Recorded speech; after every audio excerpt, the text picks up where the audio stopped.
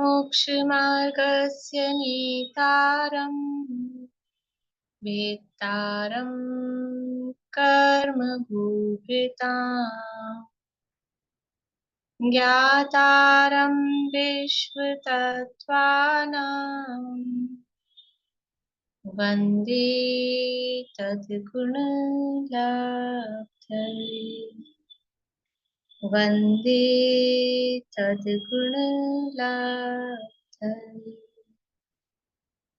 मोक्षमार्ग के नेता एवं कर्म पर्वतों के भेदक और विश्व के सब तत्वों के ज्ञायक चेतन संवेदक सद्गुण आप समान प्राप्त हो यही भावना भा कर दे विनय पूर्वक करूं वंदना बारंबार जिनेश्वर दे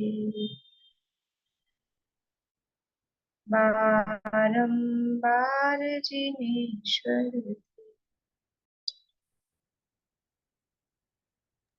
मैम छठा छठा श्लोक वो सूत्र गलत बोली थी, वो छोड़ दी थी। और ऐसा समझ नहीं आया कि वो क्या मतलब वो थोड़ा फ्लो में। 3-4 जगह गलती की है। हाँ ठीक है। ये भैया बराबर किताब खोल के चेक कर रही थी आपको। चलिए, तत्वार्थ सूत्र नामक ये महाशास्त्र है, इसके अंतर्गत तीसरा अध्याय अपना चल रहा है और तीसरे अध्याय के अंतर्गत जम्बू द्वीप की रचना हम देख रहे हैं।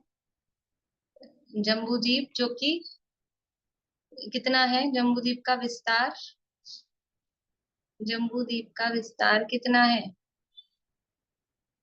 सिंपल है, उंगली से बता सकते हैं। अरे 5 ये नहीं दिखाने। कितना है? 1 लाख योजन। 1 लाख योजन का वो जम्बू द्वीप है। और हम कहाँ से चले थे? उसकी बाउंड्री वॉल से हम चले थे और अंदर अंदर गहरे गहरे गहराई में उतरते जा रहे हैं। तो अभी तक हमने भरत क्षेत्र की रचना, विजयार्थ पर्वत की रचना, फिर सामान्य रूप से हेमवत क्षेत्र, हरि क्षेत्र और जो नदियां हैं और कुलाचल पर्वत हैं, इनकी सामान्य सामान्य सी रचना देख ली है। सुमेरु पर्वत की रचना, उसके बाद गजन पर्वत, उसके बाद में जो शाश्वत उत्तम भूमियां हैं उत्तर पूर्व और देवपुरु का क्षेत्र, उसमें जम्बू शालमली वृक्ष। और कल हमने देखा था भद्रसाल वन। भद्रसाल वन की रचना कल हमने देखी थी। भद्रसाल वन की लंबाई चौड़ाई कितनी है? भद्रसाल वन की लंबाई चौड़ाई कितनी है? बोलिए दीपिका जी। पूरा मतलब सुमेरु से पूर्व की तरफ 22,000 योजन और दक्षिण की तरफ 250 योजन। ऐसे हम्म, ही पश्चिम की तरफ भी 22,000 योजन और दक्षिण की तरफ भी 250। बढ़िया। यानी पूर्व पश्चिम 22,000 योजन विस्तार है और उत्तर दक्षिण 250, 250 योजन विस्तार है। सुमेरु पर्वत से पूर्व पश्चिम में और उत्तर दक्षिण में इस तरह के विस्तार वाला ये भद्रशाल वन है। और इस भद्रसाल वन के अंतर्गत, भद्रसाल वन में अगर चित्र आपके ख्याल में हो, बिना देखे भी या देखकर भी, तो भद्रसाल वन में क्या क्या रचनाएं अंदर हैं?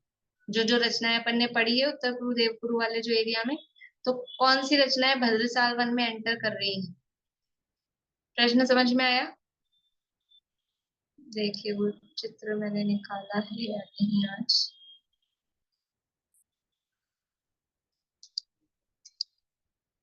मैंने कल पीडीएफ टेलीग्राम पे डाल दी थी, टेलीग्राम ग्रुप में, जो तत्वार्थ सूत्र का है।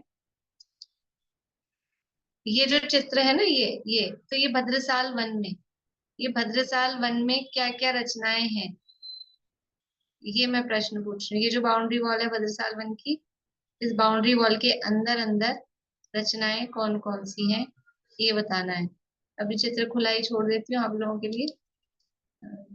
देख के बता दीजिए भले ही। कौन बता रहे हैं?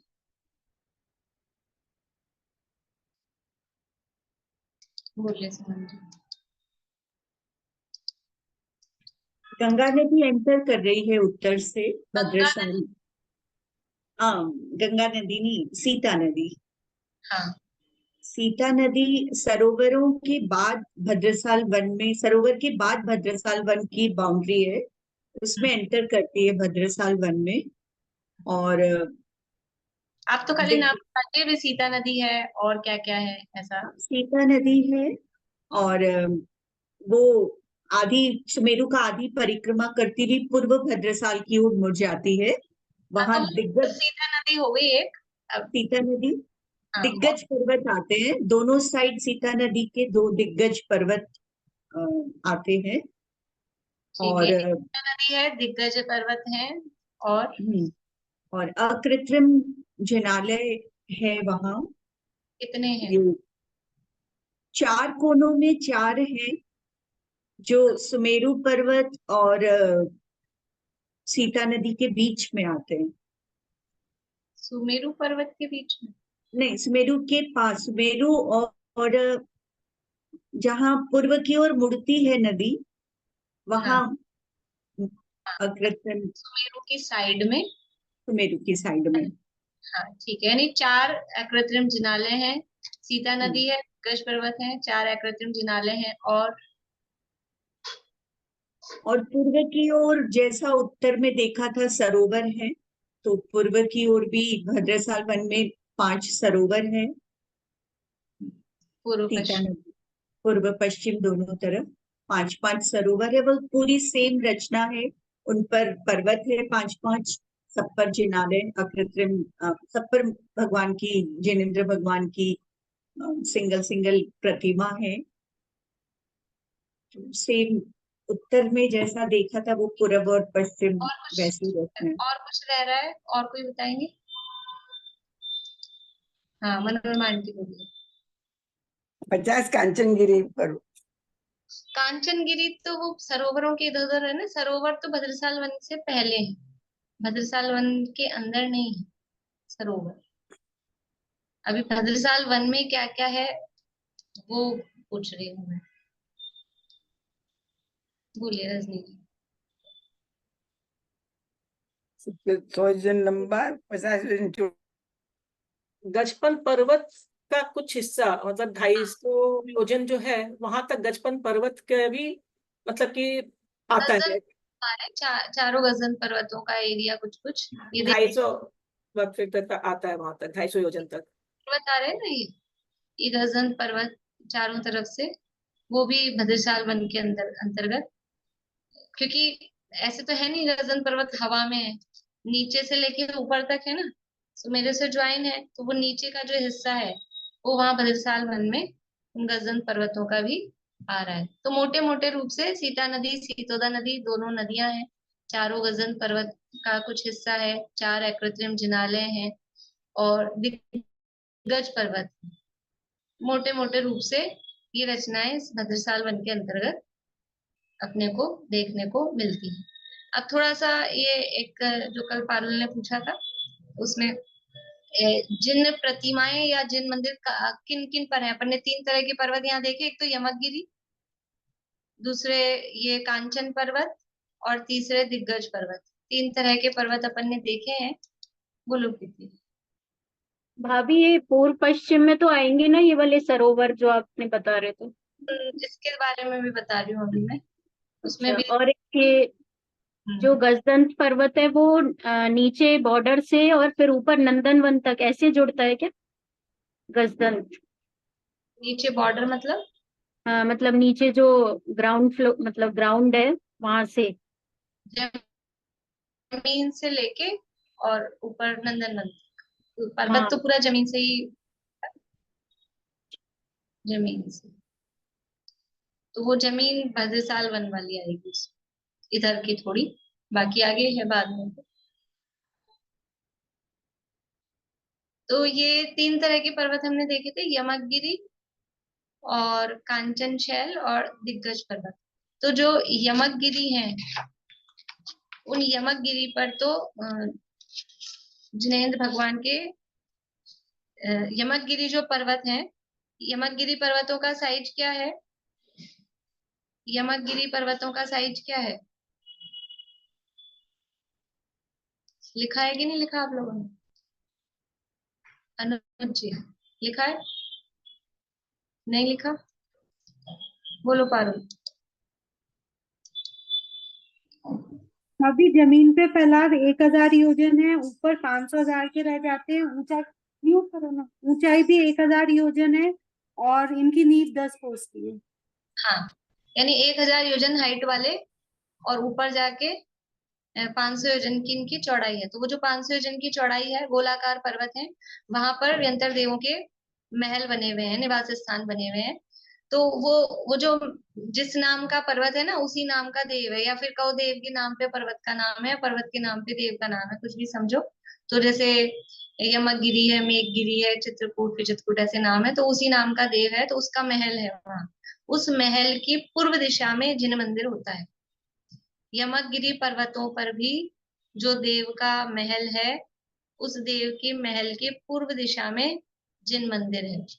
रेफरेंस में आप लोग लिख सकते हैं, रेफरेंस भी लिख लीजिए, कभी कदाचित कभी कोई आपको काम पड़े। तिलोय पन्नती चौथा अधिकार और गाथा नंबर है 2112। तिलोय पन्नती ग्रंथ है, प्राचीन ग्रंथ है इस संदर्भ में, तीन लोक की रचना के संदर्भ में। उसका चौथा अधिकार है, उसके 2112 नंबर की गाथा है। और वो जो मंदिर है वो छोटे साइज वाले मंदिर है, लेकिन ये काउंटिंग में नहीं है, इतना भी साथ में लिख लेना, फिर कहीं काउंट कर दें अपन तो काउंटिंग बढ़ जाए। काउंटिंग वाले नहीं है, लेकिन मंदिर उस पर है। और कांचन पर्वतों पर भी मंदिर है, ये बताए थे। जो कांचन पर्वत है 50-50, उन पर भी जिन मंदिर है, वो भी काउंटिंग में नहीं है। जो हम काउंटिंग करेंगे अकृत्रिम जिनालयों की, उसमें वो नहीं है। लेकिन जो दिग्गज पर्वत हैं, दिग्गज पर्वतों पे देवों के महल का तो प्रमाण है, मतलब गाथाओं में, लेकिन उस पर जिन मंदिर है ऐसा आचार्यों ने लिखा नहीं, देखने में आया नहीं है। तो अभी अपन उसको नहीं मान रहे हैं। पर वैसे जहां भी सामान्य रूप से ऐसा होता है कि जहां भी देवों के रहने के महल होते हैं, वहां प्रतिमा या मंदिर होता ही है। लेकिन अभी इतना लिख लीजिए कि इसका उल्लेख नहीं है, इस पर मंदिर बताए नहीं गए। तो दिग्गज पर्वत पर मंदिर नहीं बताए हैं, यमकगिरी पर और कांचनगिरी पर मंदिर बताया गया है। अब दिग्गज पर्वत पर क्या है? दिग्गज पर्वत पर महल है। उस महल में कौन रहता है? जो दिग्गज पर्वत है, उस दिग्गज पर्वत पर जो महल है, उसमें सौधर्म इंद्र का यम नाम का अभियोग्य यानी वाहन जाति का देव, वो उसमें समझ लो उसका वो फार्म हाउस है, घूमने फिरने के लिए आता है वो उसमें। सौधर्म इंद्र का यम नाम का अभियोग्य, ब्रैकेट में वाहन लिख सकते हैं, अभियोग्य जाति का देव का वो समझ लो क्रीड़ा स्थल है, वो उसमें आके घूमता फिरता है, रहता है। दिग्गज पर्वतों के ऊपर जो प्रासाद हैं, प्रासाद मतलब जो महल हैं, उनमें सौधर्म इंद्र का यम नाम का अभियोग्य या वाहन जाति का अभियोग्य या वाहन जो देव है, वो उसमें क्रीड़ा करता है। और ये कौन है?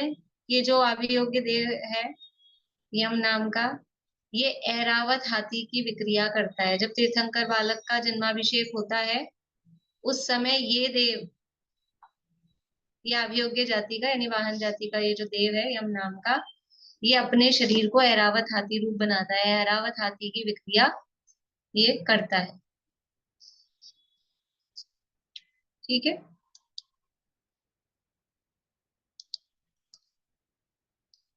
लिख लीजिए, ये बातें याद नहीं रहती हैं। और इसमें भी रेफरेंस लिख लीजिए, तिलोय पन्नती चौथा अधिकार। रेफरेंस लिखने का तरीका क्या है? तिलोय पन्नती लिखिए, फिर चौथा अधिकार के लिए 4 गाथा नंबर, या फिर आप लोगों को जैसे याद रहे वैसा लिख लीजिए, कहीं आपको समझना है जैसा आपको समझ आया वैसा लिख लीजिए। तिलोय पन्नति अधिकार चौथा, गाथा नंबर है 2133, 2133।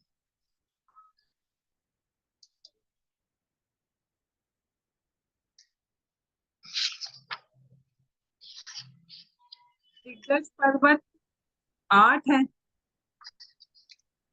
हाँ 8 है, तो पर्टिकुलर नहीं बताया, तो 8वां पर ही शायद उसके 8वां उसी के अंदर में ऐसा। पर्वत 8 है तो अलग नहीं बताया, बस ये कहा दिग्गज पर्वतों पर वो वाहन देव वो क्रीड़ा करता है, तो 1 के 8 8 भी हो सकते हैं, उसमें कोई दिक्कत नहीं देव है। अब जो थोड़ी सी कल वो भी बात रह गई थी, भद्रसाल वन की जो वेदी बाउंड्री वॉल देखी थी हमने ऐसे डायमंड शेप में, तो भद्रसाल वन की जो बाउंड्री वॉल है, वेदी है, ये 1 योजन हाइट वाली, 1 योजन की इसकी ऊंचाई है, और आधा कोस की चौड़ा, आधा कोस का हो या ब्रैकेट में 1000 धनुष, 1000 धनुष आधा कोस होता है, 2000 धनुष का 1 कोस होता है, तो आधा कोस या ब्रैकेट में 1000 धनुष चौड़ी है। भद्रसाल वन की जो बाउंड्री वॉल है वेदी, वो 1 योजन ऊंची, और चौड़ाई कितनी है उसकी, चौड़ाई है आधा कोस या 1000 धनुष। ठीक है। अब ये जो बाउंड्री वॉल है, इस बाउंड्री वॉल में द्वार बने हुए हैं। क्यों बने हुए हैं द्वार, ये बाउंड्री वॉल है तो यहाँ से सीता नदी आएगी तो दरवाजा चाहिए कि नहीं चाहिए, तो वो बाउंड्री वॉल में यहाँ पे जो द्वार बने हुए हैं,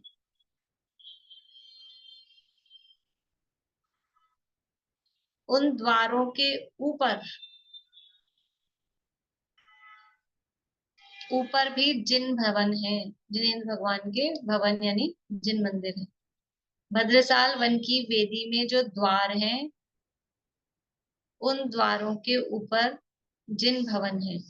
अभी आप देखो ढूंढने जाओ कहाँ कहाँ, जैसे ऐसा होता है अपने दक्षिण भारत में, साउथ इंडिया में जाओ तो कहाँ कहाँ मंदिर हैं पता ही नहीं, और अपने मंदिर हैं पुराने, कई तो समझ लो अन्य मतियों ने कर लिए, लेकिन कुछ लोग होते हैं इस टाइप की इंटरेस्ट वाले, इस टाइप की प्रवृत्ति वाले, तो वो जाते हैं यात्राओं पे तो वो ये खोज के आते हैं कि कहाँ कहाँ क्या मंदिर है, कहीं कोई, कहीं चरण मिल जाते हैं, कहीं कुछ ऐसा, तो ऐसा हम खोजें, हम तो आचार्य लिख गए हैं उसी में खोजे हैं, अभी तक तो अपने को खाली इतना ही पता है बस, 8,72,97,000 वो 481 वो मंदिर है, लेकिन ये कहाँ कहाँ ये जिन धर्म का वैभव, ये 3 लोक में जिनेंद्र भगवान का शासन, कहाँ कहाँ जिन मंदिर हैं, जिन प्रतिमाएं हैं, ये हम देख रहे हैं। तो जो भद्रसाल की वेदी के द्वार हैं उनको ऊपर भी जिन भवन है, तिलोय पन्नति वही चौथा अधिकार, गाथा है 2127।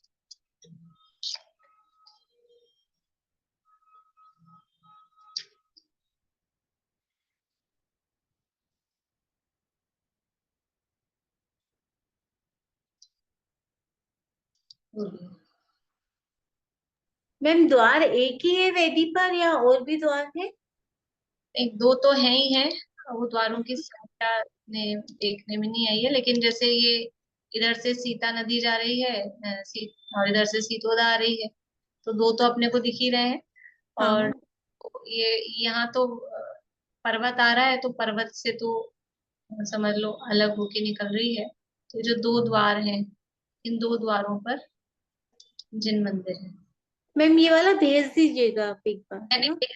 PDF टेलीग्राम पे और पेज नंबर लिख के दिया है, इस पेज पे ये वाली है, क्योंकि मैं जो फोटो भेजूंगी वो उतनी क्लियर नहीं आएगी, आप उसी में से आपको निकलाना है ना, इसलिए आप उसी में से फिर PDF में से निकलाएंगे तो ज्यादा अच्छा है। ठीक है।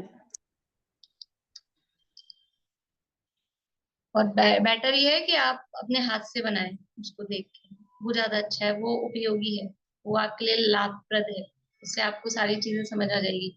वो पिक्चर निकला लेंगे तो वो निकला हुआ रहेगा, आप उसको देख के एक एक चीज अपने हाथ से बनाए, देख लीजिए सामने, देखिए उतना बड़ा कागज ले लीजिए, और उस हिसाब से बनाएंगे तो वो ज्यादा आपके लिए अच्छा। तो ये तो बातें अपनी जो थोड़ी कल रह गई थी, ये हो गई है। अब अपने को चलना है आज, कहाँ पे चलना है बोलो पालो। भाभी वो प्रीति दी का क्वेश्चन रह गया, वो जो अपन ने सरोवर देखे थे वो भद्रसाल वन में ही हाँ देखे वो थे। है। हाँ वो जो सरोवर वाली बात है, तो यहाँ चित्र में भी केवल उत्तर दक्षिण में बनाए हैं, और लेकिन उसमें दो उल्लेख मिलते हैं।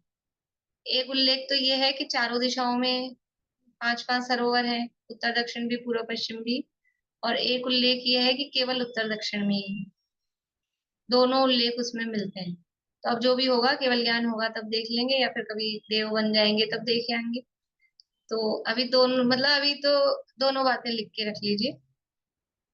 दोनों बातें लिख लीजिए कि एक प्रमाण के हिसाब से, एक आचार्य के हिसाब से चारों तरफ है, और एक आचार्य के हिसाब से दो तरफ। ठीक है।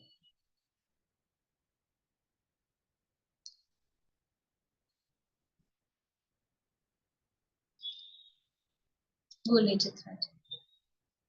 ये सरोवर कौन से बताए थे? सरोवर देखिए, मैं चित्र में दिखाती हूँ।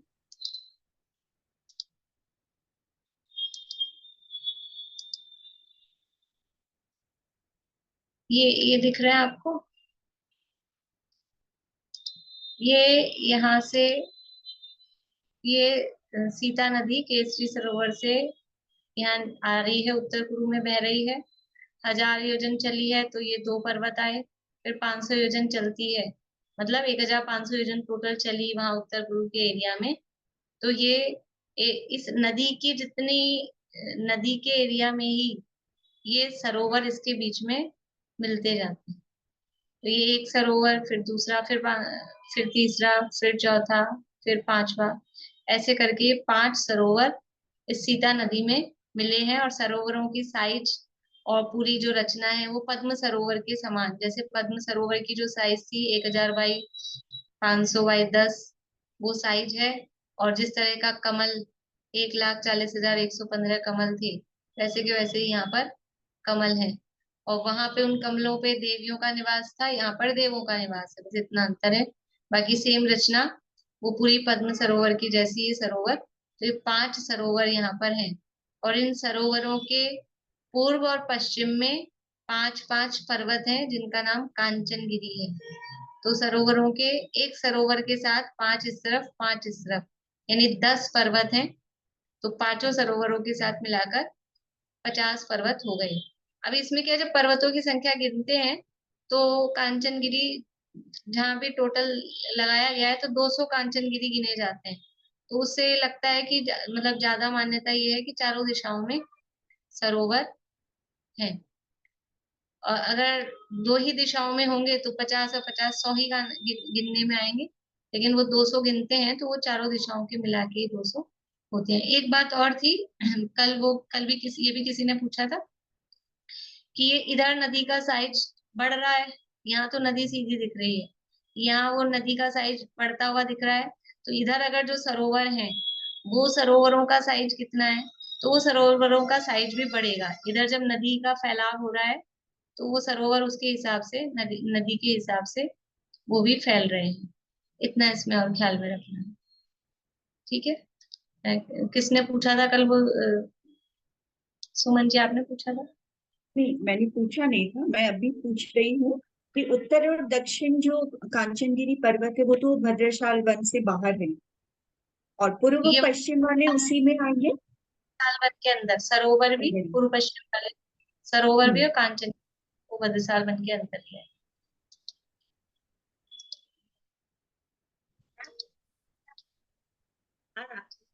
आपकी आवाज नहीं आ पाती है, थोड़ा जोर से बोलिए।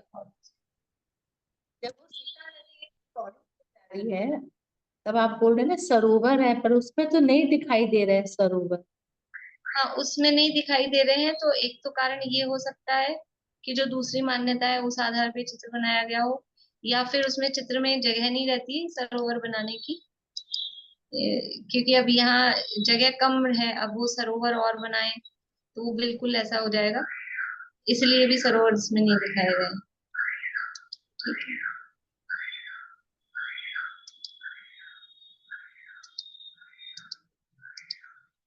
ये उत्तर कुरु और देव कुरु में निवास किसका है? उत्तर कुरु और देव कुरु भोग भूमिया है, वहां पे भोग भूमिया जो जीव होते हैं, मनुष्य और तिर्यंच, वो रहते हैं। वो चर्चा उनको अपना देव। जब आर्यावलिच्छास्त्र वो सूत्र आएगा तब वहां अपन चर्चा करेंगे, भोग भूमियों की काल संबंधी बात आएगी तब कर लेंगे। तो अभी इसलिए मैंने उसकी चर्चा नहीं की है, पर वहां भोग भूमिया जो मनुष्य और तिर्यंच है वो रहते हैं। इसके अलावा जो देवों के, देखो देव तो इंक्लूडेड हैं कहीं भी, जहां पर भी है वो तो देवों के अलावा और कौन रह रहा है वो बता रहे हैं। बाकी देवों का निवास स्थान तो आप देख ही रहे हैं, सब जगह फैले हुए हैं। इतना उन्होंने अपना अधिकार जमा रखा है, पूरा ऊर्ध्वलोक ले रखा है, मध्य लोक को भी नहीं छोड़ा। मनुष्यों के लिए कितना सा क्षेत्र है, 2.5 द्वीप मात्र, बाकी सब जगह असंख्य द्वीप समुद्रों में तिर्यंच, और फिर तिर्यंच भी से भी ज्यादा देवों का निवास स्थान है। अधोलोक में भी नहीं छोड़ा, 2 मंजिल उन्होंने ले ली इतनी, तो इसलिए वो देवों का तो वर्चस्व है ही। बोलिए। ये 2.5 द्वीप कैसे हो पाता है? वो करेंगे अपन चर्चा आगे, चलिए करेंगे। करेंगे। अभी चले अपन विदेश क्षेत्र, और किसी का कुछ है? चलिए। देखिए वैसे तो मैक्सिमम सभी लोग लिख ही रहे हैं, कुछ एक आध दो लोग जैसे दिखते हैं जो लिखते नहीं है, तो कोई बड़े हैं वो तो कोई बात नहीं, बाकी लिखेंगे तो ही आपको फायदा होगा, नहीं तो भूल जाने वाले हैं, याद नहीं रहने वाली है चीजें, तो लिखना जरूरी है इससे। फिर आप लोगों के पास तो वो ऐसा कोई ग्रंथ भी नहीं होंगे, हम ग्रंथ खोल के देख लेंगे तुरंत से, लिखी भी रहेगी। और अगर मैं रेफरेंस बताती हूँ, रेफरेंस भी साथ में लिखी है। अच्छा है। बोलिए विनीता जी। जो हमारे 6 पद्म महापद्म आदि सरोवर है उनमें तो श्री हरि दीप्ति कीर्ति बुद्धि लक्ष्मियां हैं, उनके महल हैं। और जो इन सरोवरों में कौन सी प्रकार की देवियां हैं, व्यंतर जाति की देवी? अभी आप कहाँ थे? मैं यही तो सोच रही, मैं कहाँ थी अपने आप ही आपसे पूछ रही 5-10 हूँ। मिनट। हाँ यही तो पूछा मैंने, इसलिए मैं ढंग से सुना नहीं, इसलिए तो कह रही हूँ। हाँ, तो अभी बताया मैंने कि बिल्कुल स्पेशली मेंशन करते हुए बताया था कि वहां तो देवियां रहती है और यहाँ पर देव रहते हैं, व्यंतर जाति के देव, और उनके नाम दिए हैं, लेकिन अब अपने को ज्यादा नामों से ना तो याद रहने ना प्रयोजन है, इसलिए। बोलिए चित्रा जी। ये मैंने आपसे क्वेश्चन पूछा था कि बाहुबली जी भगवान को कौन सा ये कल्याणक नहीं माना? ये प्रश्न अभी नहीं, ये प्रश्न बिल्कुल विषय से संबंधित भी नहीं है, और वो प्रश्न ही नहीं है, वो प्रश्न ही गलत है। बोलिए सारिका जी। आपकी आवाज नहीं आ पाती है। अब आ रही है? अब आइए, हाँ बोलिए। हाँ, तो ये कल्प वृक्ष है। पुष्कर, ये जम्बू शालमली किसके लिए, हाँ, किसके लिए पूछ रहे हैं? कल्प वृक्ष? जम्बू और शालमली। नहीं, कल्प वृक्ष नहीं है ये तो, वृक्ष है। कल्प वृक्ष वहां पर और होंगे, मतलब और होते हैं, भोग भूमिया है ना, तो वो कल्प हाँ, वृक्ष अलग होते हैं, ये अलग है। ये तो जम्बू वृक्ष शालमली वृक्ष ये अलग है, और इनका जो परिकर पूरा बताया गया है वो अलग है, और जम्बू शालमली वृक्ष वो अलग है। ठीक है।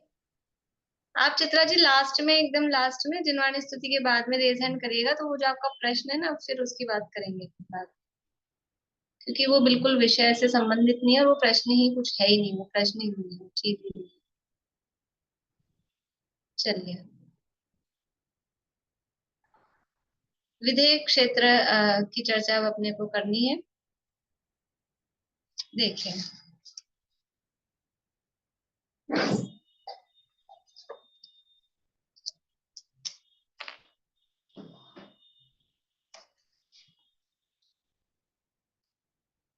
ये एरिया मतलब जो विधेय क्षेत्र का है, अपन केवल उसको देख रहे हैं। ये बीच में सुमेरु पर्वत है, और ये 2 वेदियां हैं हमने देखी थी, इसको अब छोटा करते हैं अपन। ये वेदियां और फिर ये उत्तर कुरु देवकुरु करके ये बीच का एरिया होगा, ठीक है।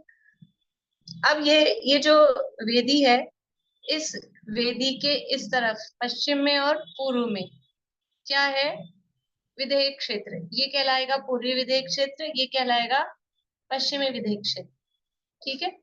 पूर्व यानी ये जो पूर्व पश्चिमी दिशा हम बता रहे हैं, किसके आधार पे बता रहे हैं, इस सुमेरु, हम जहाँ खड़े हैं वहां से हम सुमेरु को देख रहे हैं, और उस जगह से सुमेरु का पूर्व, सुमेरु का पश्चिम, सुमेरु का उत्तर और सुमेरु का दक्षिण, ठीक है ना।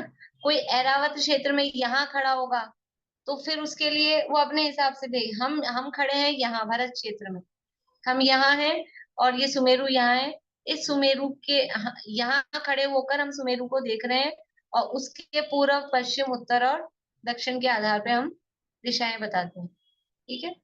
तो ये पूर्वी विधेयक क्षेत्र और ये पश्चिमी विधेयक क्षेत्र।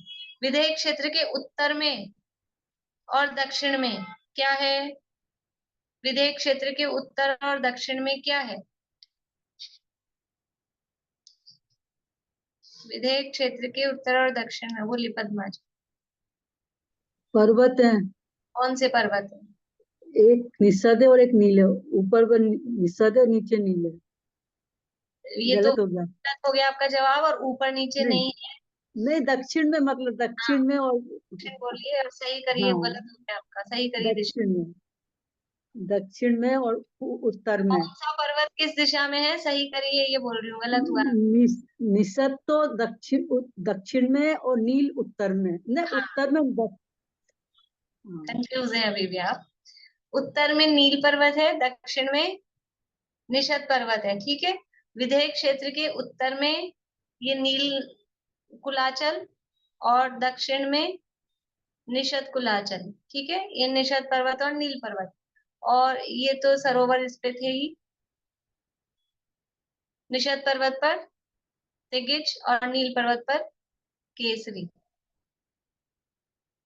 तो खैर अभी सरोवरों का काम नहीं, ये जो उत्तर में नील पर्वत है और दक्षिण में निषद पर्वत है, और ये जो केसरी सरोवर से नदी निकली, और इधर तिंगिच सरोवर से नदी, तिंगिच सरोवर से कौन सी नदी आ रही है, तिगिच सरोवर से कौन सी नदी आ रही है, बोलिए मीना चाची। सीतोदा। सीतोदा नदी, तिगिच सरोवर से सीतोदा नदी निकली है, और इधर होके ये कहाँ कहाँ गई है फिर, ये पश्चिमी विधेयक क्षेत्र में, ठीक है। द्वयोर द्वयो पूर्वा पूर्व का, तो सीता सीतोदा का जोड़ा है, उसमें जो नेक्स्ट वाली है सीतोदा, तो वो पश्चिम में जाएगी, इसलिए ये पश्चिम लवण समुद्र में जाके मिल रही है। केसरी सरोवर से नदी निकल रही है, कौन सी नदी निकल रही है केसरी सरोवर से, बोलिए अनुज जी। नारी नरकांता ऐसे। अरे अभी इधर से सीतोदा निकली है, तो यहाँ कौन सी निकलेगी, सीतोदा, सीता सीतोदा। हाँ, सीतोदा तो इधर से निकल गई ना, सीता सीता, ठीक है। तो केसरी सरोवर से सीता नदी निकली है, और ये मेरू की प्रदक्षिणा देती हुई ये किधर गई है, पूर्वी विधेयक क्षेत्र में, ठीक है। पूर्वी विधेयक क्षेत्र में जाके लवण समुद्र में पहुंचेगी। तो अब ये तो पहले तो हमारा हमने एक बनाया था पूरा विधेयक क्षेत्र, फिर उसके दो भाग हो गए थे, पूर्वी और पश्चिमी। अब क्या हो गया, ये दो नदियां बीच में से निकल गई, तो ये दो नदियां बीच में से निकल गई, तो दो के कितने हो गए, दो के चार, भेद पड़ते जा रहे हैं, उसमें विभाजन होते जा रहे हैं। तो अब ये जो विधेयक क्षेत्र है, पूर्वी विधेयक क्षेत्र दो भागों में बट गया, पूरा का पूरा पूर्वी विधेयक क्षेत्र दो भागों में बट गया। इन भागों के नाम किस तरह से बोलेंगे अपन, पूर्वी विधेयक क्षेत्र में सीता नदी का उत्तर तट, पूर्वी विधेयक क्षेत्र में सीता नदी का दक्षिणी तट, ठीक है। पश्चिमी विधेयक क्षेत्र में सीतोदा का उत्तर तट, पश्चिमी विधेयक क्षेत्र में सीतोदा का दक्षिण तट, ठीक है। कभी किसी ने विधान किए, जम्बूद्वीप का विधान, तीन लोक का विधान, इस तरह के, नहीं, कोई नहीं, फिर तो क्या बताना, जब किसी ने किए ही नहीं, अर्चना जी ने किए। तो जो ये विधान विनीता आंटी भी याद खड़ा करें, ये विधान करते हैं तो उनमें इस तरह के अर्घ आते हैं, सीतोदा, आकृतिम जिनालयों के अर्घ होते हैं, तो सीतोदा के उत्तर तट पर, सीतोदा के दक्षिण तट पर, फिर उसमें वक्षार पर्वतों के नाम आएंगे, एक शैल वक्षार, अंजनात्मा वक्षार, ऐसे करके। तो वहां पे जिन मंदिर है उनको अर्घ्य चढ़ाते हैं। तो अब हमारे को लोकेशन ख्याल में हो तो समझ में आएगा, नहीं तो पढ़ते जाएंगे, अर्घ्य चढ़ाते जाएंगे, इस थाली का माल उस थाली में कर देंगे। ये है, ये चीज समझ में आई। पूर्वी विदय क्षेत्र के 2 भाग, सीता नदी का उत्तरी तट, सीता नदी का दक्षिणी तट। पश्चिमी विदय क्षेत्र के 2 भाग हैं, सीतोदा का उत्तरी तट और सीतोदा का दक्षिणी तट। अब क्या है कि यहाँ पर अभी नाप तोल अपन बाद में करेंगे, आज केवल अपन रचना देख रहे हैं, फिर सारी लंबाई चौड़ाई ऊंचाई जो है वो कल करेंगे फिर अपन, है ना। तो ये नील पर्वत है और इधर निषद पर्वत है। तो जो सीता नदी का उत्तरी तट है वहां पर नील पर्वत से और सीता नदी के तट तक 3 पर्वत हैं, ठीक है, 1 2 3। ये पर्वत के लिए अपन ऐसे बना देते हैं।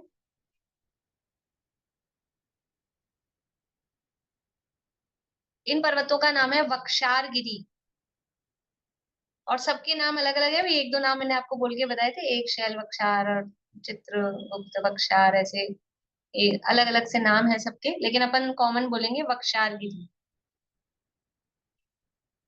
नहीं 3 नहीं है, 4 है।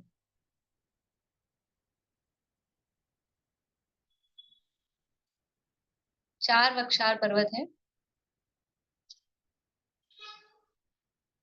1 2 3 और 1 4। अब यहाँ थोड़ी जगह कम है इसलिए ऐसे बनाया मैंने। ये पर्वत कैसे हैं, इनका आप बता सकते हैं ये किस तरह से फैले हुए हैं। मैंने आपको कहा था अपन पर्वत देखेंगे, कुछ होंगे गोलाकार, कुछ होंगे पूर्व पश्चिम फैले। ये पर्वत कैसे फैले हैं, ये उत्तर दक्षिण फैले हैं, ठीक है ना।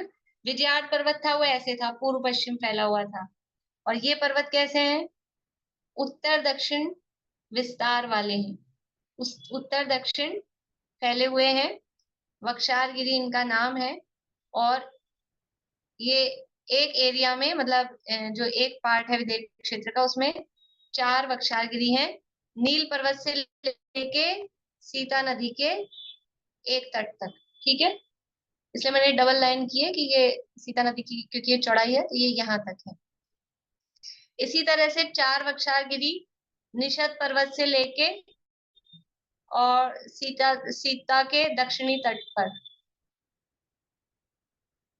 ये नील पर्वत से सीता के उत्तर तट पर, और ये निषद पर्वत से सीता नदी के दक्षिणी तट तक 4 वक्षार और हैं।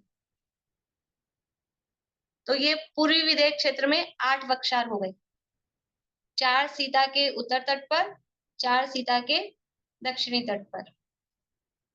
इसी तरह से सेम जो पश्चिम विदय क्षेत्र है वहां पर भी ये सीतोदा के उत्तर तट पर 4 वक्षार और सीतोदा के दक्षिण तट पर 4 वक्षार। कितने वक्षार पर्वत हो गए, कितने वक्षार पर्वत हो गए, 16 वक्षार पर्वत हो गए, ठीक है। 16 वक्षार पर्वत, क्या करें इनका हम, ये यात्रा चल रही है अपनी, इन पर ये 16 वक्षार पर्वतों पर अकृत्रिम जिनालय हैं जो कि काउंटिंग वाले हैं। इन 16 वक्षार पर्वतों पर जो अकृत्रिम जिनालय हैं वो कैसे हैं, काउंटिंग वाले अकृत्रिम जिनालय हैं।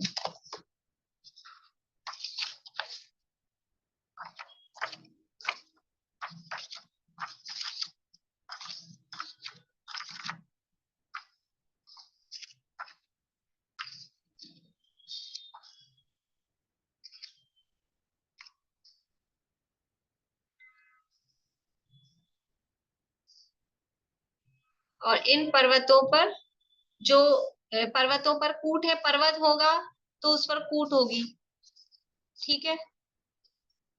कुलाचलों पर हमने कूटे देखी, गजंतों पर कूटे देखी, है ना, और विजयार्ड पे कूटे देखी।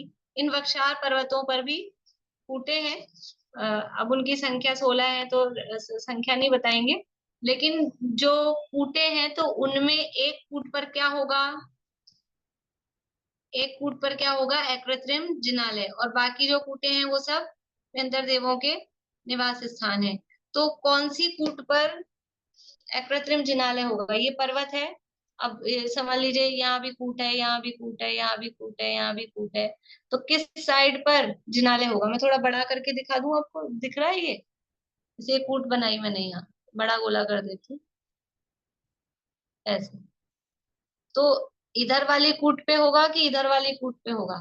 तो जो नदी की साइड वाली कूट है, नदी की साइड वाली कूट पर अकृत्रिम जिनालय है। और ये अकृत्रिम जिनालय काउंटिंग में आएंगे, जब हम काउंट करेंगे पूरे 3 लोक के या जम्बूद्वीप के, तो ये 16 काउंटिंग में आएंगे। अभी तक काउंटिंग वाले कौन कौन से देखे हमने?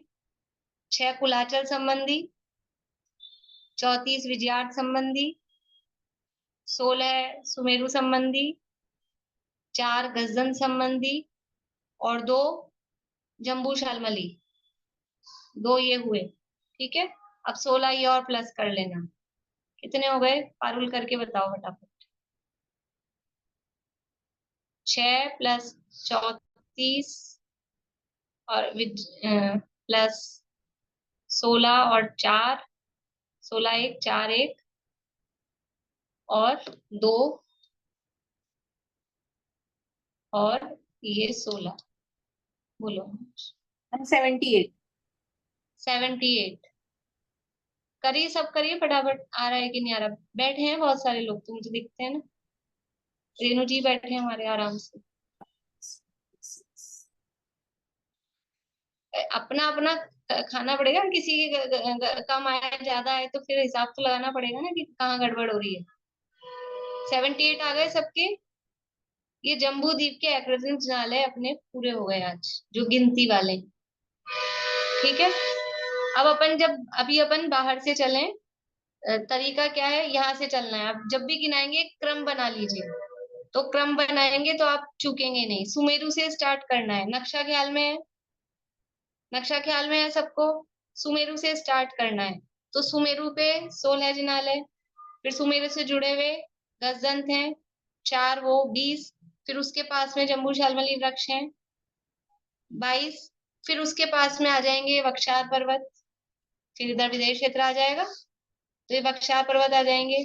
तो 22 में 16 प्लस कर दिए 38, 22 और 10 32 और 6 38, 38। और फिर यहाँ विदेह के कितने विजयार्थ हैं विदेह क्षेत्र में? 32, वो अपन देखेंगे विरचना। तो 32 विजयार्थ विदेह क्षेत्र में है और एक भरत में और एक ऐरावत में, ऐसे 34। तो 38 में 34 प्लस कर दीजिए, कितने हो गए? 72। 38 में 34 प्लस कर दिए 72। और अब लास्ट में क्या बचे? 6 कुलाचल, 6 कुलाचल और, तो 72 और 6 78। इस तरह से जम्बू द्वीप में 78 78 अकृत्रिम जिन मंदिर हैं। आप लोगों को अभी हो सकता है 10 लक्षण में कुछ प्रश्न पत्र वगैरह मिले, तो इससे रिलेटेड भी हो सकते हैं कोई। तो जम्बू द्वीप में कितने अकृत्रिम जिनालय हैं? तो 1 मिनट में आपको आ जाएगा कि कितने, 78 है। और कहाँ कहाँ है मैं कल पूछूंगी, ये किसी से पूछूंगी, हाथ खड़ा हो चाहे ना हो, आपको गिनाने हैं। अब अपन यात्रा करके आए हैं, फिर कर आए और फिर भूल ही गए कि कहाँ कहाँ की थी, तो क्या फायदा। क्लियर है सबको? इस तरह से ये 78 अकृत्रिम जिन मंदिर हैं। अब ये जो रचना है, विरचना तो अपनी और है बाकी। बोलिए सारिका जी, थोड़ा आप नजदीक आके जोर से बोलिए, कुछ आपके हैंडसेट में ही प्रॉब्लम है, पता नहीं। बोलिए। एक बार वो वक्षाल के बाद बताओ, वक्षाल पर्वत के बाद। बख्शार के बाद वक्षाल आया वो 16 है। प्रश्न क्या है आपका? मैं बोल रही हूँ उसमें आप हाँ कर दीजिए कि वक्षार पर्वत के बाद जो मैंने बताया वो रिपीट करना है। हाँ ठीक है। ये वक्षार समझ में आ गए? 16 वक्षार पर्वत हैं। 16 वक्षार पर्वत हैं। इन एक एक वक्षार पर्वत पर एक एक अकृत्रिम जिन मंदिर है। और वो जिन मंदिर की लोकेशन कहाँ है कि जो नदी की साइड वाली कूट है, पर्वतों पर कूट है, तो इधर भी होगी, नील पर्वत की तरफ भी, निषद पर्वत की तरफ भी, सब तरफ होगी, मतलब बीच में भी होगी। तो जो नदी की साइड वाली पहली कूट है वो सिद्धायतन कूट है, उस पर अकृत्रिम जिन मंदिर है। ये बात बताई और उसके बाद में काउंटिंग बताई है। काउंटिंग समझ में आई कि नहीं आई आपको सारिका जी? काउंटिंग समझ में आ गई? 78। आप इशारों से ही बताइए कि आ गई, तो ऐसा नहीं आई क्योंकि वो आवाज तो आ नहीं पाती है। साल के बाद रिपीट कर दीजिए, उसके बाद और कितने। ठीक है, ठीक है। चलो, और कौन बता देंगे काउंटिंग अच्छे से जिनको समझ में आ जाए?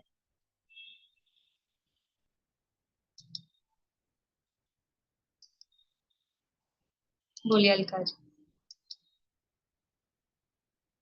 सबसे पहले सुमेरु पर्वत के 16, फिर वहां से आगे बढ़ेंगे तो 4 गजदंत पर्वत के 4, 4 जिनाले, ठीक 4 है। जिनालय।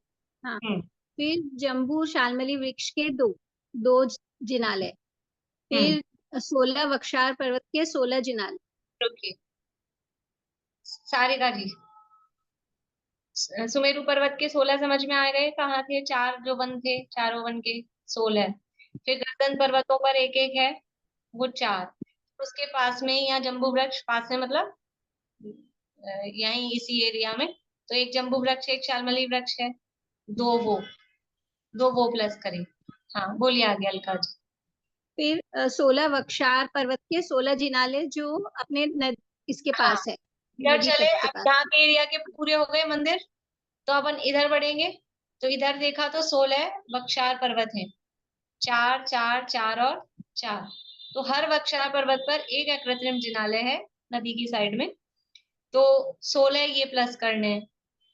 ठीक है, हाँ बोलिए आगे। फिर विजयात पर्वत 32 और 2 भरत रावत के 1 तो 34 विजयात पर्वत इसके के। बाद जो जो जिनालय प्लस करने हैं वो है विजयार्थ पर्वत संबंधी 34। विजयार्थ पर्वत संबंधी 34 अकृत्रिम जिनालय होते हैं, जिसमें से अभी तक हमने 2 देखे हैं। एक भरत क्षेत्र का जो विजयार्थ पर्वत है, और एक अरावत क्षेत्र में सेम रचना है, तो वो अभी बाकी के 32 यहाँ विदेह क्षेत्र में है, वो अपन रचना कल तक शायद देख लेंगे। तो उसके बाद 8 ऐसे करके ना। विजयार्थ संबंधी हो गए 34। हाँ बोलिए आगे। और फिर 6 कुलाचल पर्वतों के 6 जिनालय। जो 6 कुलाचल जो अपन ने शुरू में देखे थे, M1 मा M1, उन पर एक एक है, तो 6 वो प्लस करने। तो ये सब प्लस करेंगे तो आंसर आएगा अपना 78।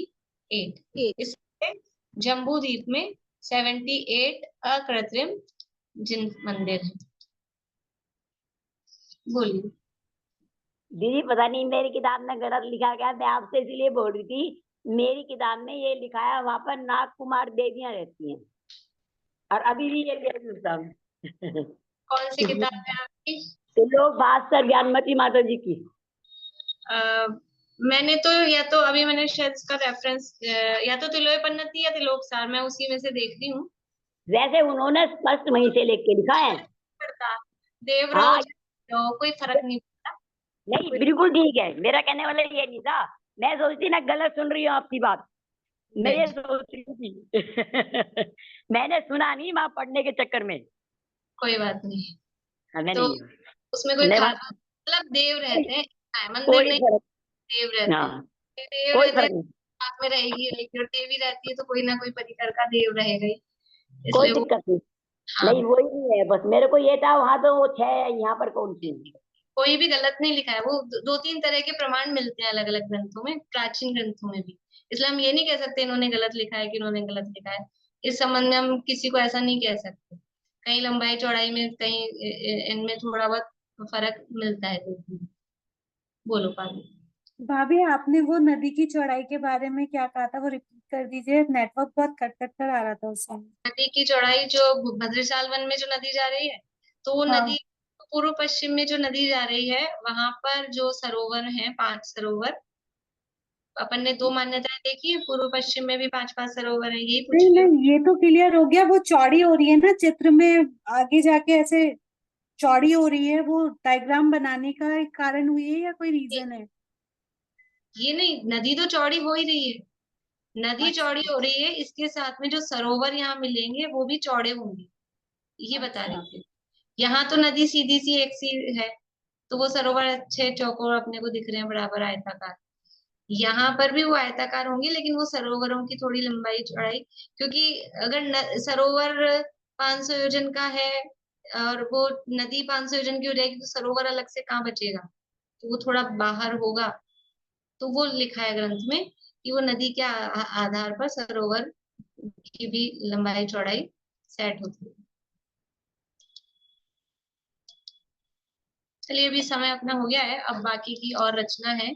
यहाँ विदेश क्षेत्र में नदियां भी हैं, पर्वत भी हैं, क्षेत्र भी हैं, काफी रचना है, वो अपन कल देखेंगे। बोलिए।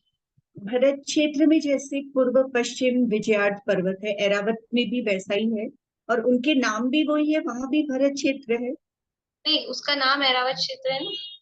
तो नहीं, एरावत में जो वो 6 खंड हो जाते हैं, म्लेच्छ और म्लेच्छ को म्लेच्छ ही कहेंगे, आर्यखंड को आर्यखंड ही कहेंगे, विजात पर्वत को विजात पर्वत ही कहेंगे वहां अच्छा, पर। आर्य खंड है, वो एक आर्य खंड है, भरत क्षेत्र है पूरा, हाँ, वो एरावत क्षेत्र है। भरत है वो ऐरावत। हाँ और विजयार्थ पर्वत अभी तक 2 ही देखे हैं ना हमने, भरत और ऐरावत। हाँ, 2 ही देखे, लेकिन संख्या आपको बता दी थी तब भी कि अपन ये कहाँ है फिर? 32 अभी विदेश विजयार्थ। क्षेत्र में है, विदेश क्षेत्र में अब देखेंगे। ठीक ठीक। बोलो प्रीति। भाभी, चित्रा पृथ्वी के आसपास कोई वस्त्रा पृथ्वी भी है? वस्त्रा की वो जो सेंटर के 8 मेरु प्रदेश है, उसमें 4 चित्रा में और 4 वस्त्रा में, ऐसा ये कुछ? वज्रा, वज्रा वज्रा। दूसरी जो पृथ्वी है ना, उसका नाम वज्रा है, चित्रा के नेक्स्ट वाली। अच्छा, वज्रा। चित्रा जो खर भाग में ही आएगी। हाँ, चलिए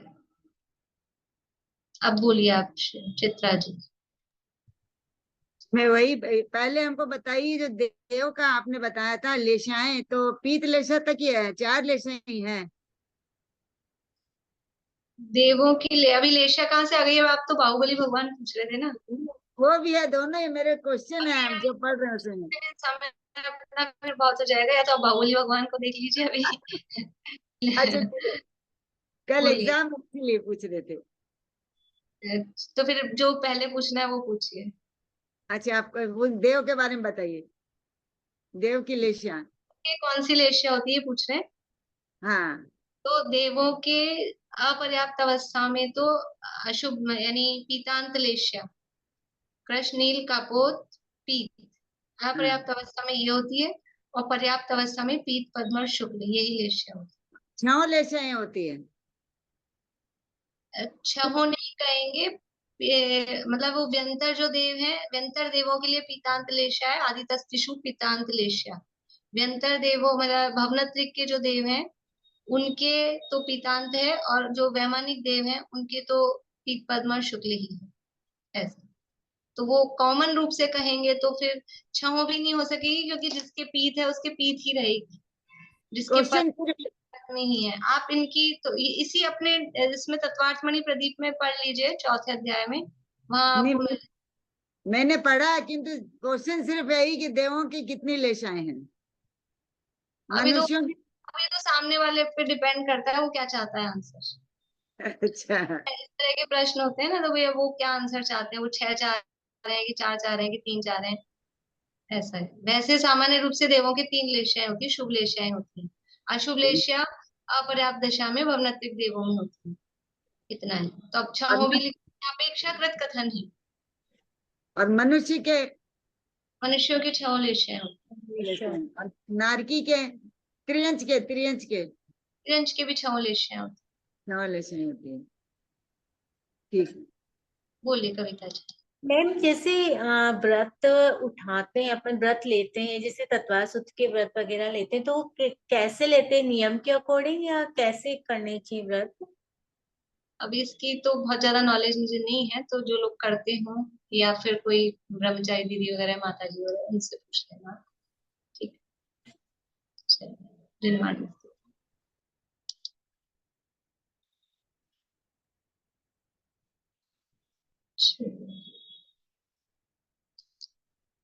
बोलो प्रीति, तुमने बोलो। बातों में आवे न जग की कदापि, चमत्कार लख कर नहीं मूढ़ होवे। अरे पर की निंदा प्रशंसा स्वयं की, करके समय शक्ति बुद्धि न खोवे। चलित को लगावे सहज मुक्ति पथ में, व्यवहार सबसे सहज प्रेम में हो। दुर्भाग मन में भी आवे कभी ना, निर्दोष सम्यक तुझेवंत वर्ते। सर्वज्ञ शासन जयवंत वर्ते, निर्ग्रंथ शासन जयवंत वर्ते।